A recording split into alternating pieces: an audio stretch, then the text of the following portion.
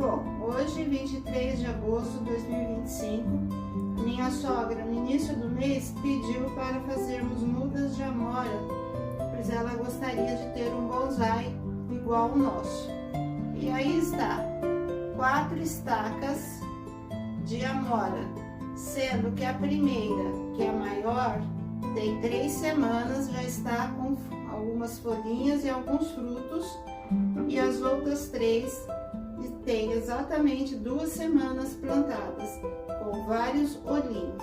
Vamos aguardar brotar mais para ela replantar em vasos e fazer lindos bonsais também.